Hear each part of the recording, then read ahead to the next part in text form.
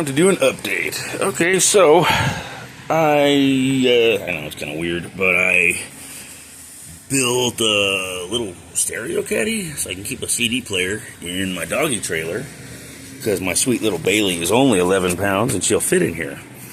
And it's going to be powered by my Westinghouse backup battery, and I have disco lights wrapped around it. And this is actually a light string I got on Amazon that was fairly cheap. Comes in many colors, but I got it in my favorite, Flow Green. And yeah, I think it's pretty cool. So let's see, I was at American Classics Marketplace yesterday. I was going there hoping I'll find something cool, like these, but I never do. These are holdfasts. You use them to pop in the dog holes of your workbench, hold stuff down. But one of these days I'm going to get one of those antique vices that they have in there, because they have plenty.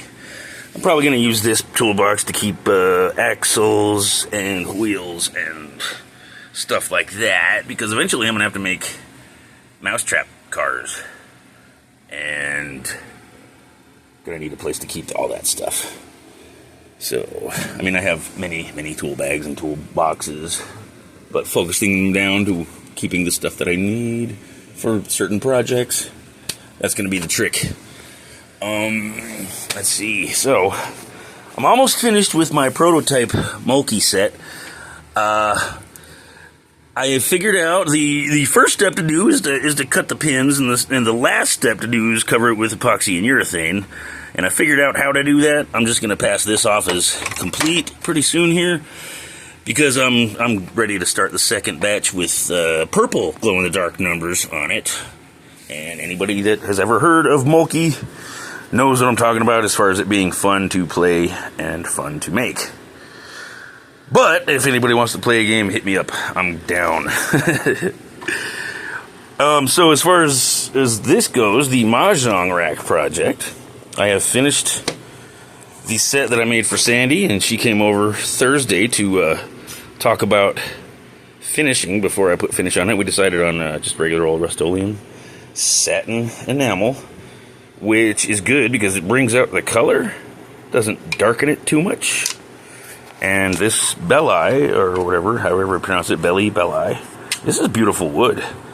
For some reason, it kind of reminds me of chocolate pudding vanilla swirl pudding pops that, Bill Cosby used to sell when I was a kid. But yeah, these things are great, actually. I almost want to take up mahjong now, but I'm a little too young for that. But I was able to do that with my jigs. Dang, stepped on the holdfast. Ow! Alright, so yeah, I was able to do this with my jigs. I've got the magnet hole jig.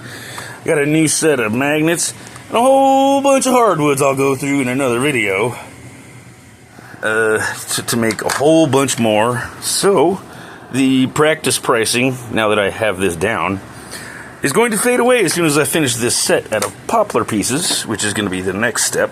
The practice price is over with as soon as I finish that set. So, I mean, this prototype here with the goibao, which is a little harder than the poplar, quite a bit more expensive, probably twice as much as the poplar, but not as expensive as the belli. Yeah, this is going to be a part of the next set, which is going to be 4 wood. 4 different woods, 4 different colored woods. Yeah, like I said, another video. What else? So these epoxy dominoes that I've been making are, I've got like 4 or 5 sets of these now, and they all look like this on the back. They're all crappy. So I'm designing another jig to go with the slab flattening table jig here with these V4 rails. That's gonna happen. I'm gonna have a jig where I can use the slab flattener. My only concern is the wind patterns that the spoil board plane bit causes. Like, the wind patterns might suck these right out of there into the blade and fuck up the blade and my router and the domino. That's the last thing I want, so I might have to put like weather stripping in there to keep them tight.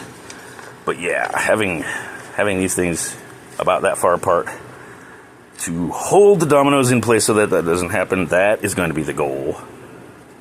And making the thing to where I can clamp it down without the clamps getting hit by the router blade either. You know, pretty much the same way I designed the mahjong jig. Yeah. So that's going to be the goal on that. I also have to finish this. This is a two-sided poster of the periodic table that I got. And I'm going to use some old pieces of furniture that I had to tear apart because it was kind of crappy. I'm going to make a frame that holds it and put it on this old TV stand. This is actually the TV stand for the TV in my bedroom, which I have mounted to the wall. I don't need the table stand for it, so it's going to be the stand for this two-sided poster, which somebody might want to purchase. And that is the goal of this, for me to make toys, games, maybe learning materials, maybe help other people with jigs and work tables and stuff like that.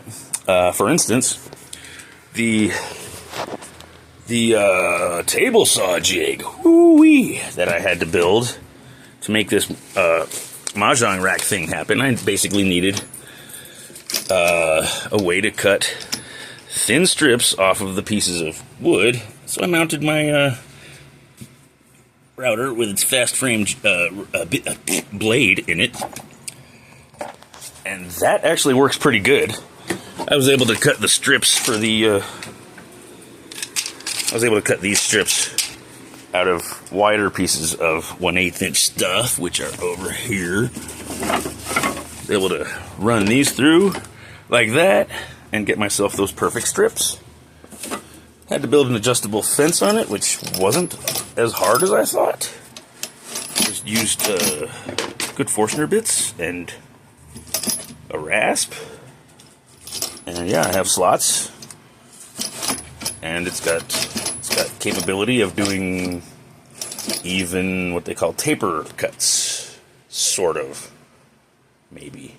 I might have to put a piece on here or make another fence to do tapers. I'm not worried about tapers. This blade only sticks up about 1 inch, so it's for small pieces of wood. It's not for big stuff like table legs. That's what the router is for. Or not the router, but the lathe is for on this lathe table, which I pretty much only got so that I could use these bat billets to make a bat. Which I'm not ready to do yet. One of these days I will. I am definitely going to make the throw stick, because this throw stick is cool for the Mulkey set. It's dowels upon dowels upon dowels. There's 2 smaller dowels inside the medium-sized dowel that's holding the big pieces of bat billet on the sides of it. I'm going to just throw a 10-inch long piece of bat billet on the lathe and lathe out a similar shape. Because I like this throw stick, I don't love it. I do love making skull and crossbone brands, though. I bought a set of brands, though, because I like burning wood in controlled fashion. I like controlled fires. And some of you might know what I mean on a deeper level as far as that goes. But yeah, I have to build the jig to plane off the back of the dominoes, because the sanding board jigs that I made are cool and everything. They're just not going to cut it. They're great, but they're not going to cut it for this. And, yeah, so, I have tons of stuff to get done. So I'm going to sign off for now. And, yeah. Thank you very much for watching. Have a great evening. Or morning. Whatever time of day it is in your part of the world.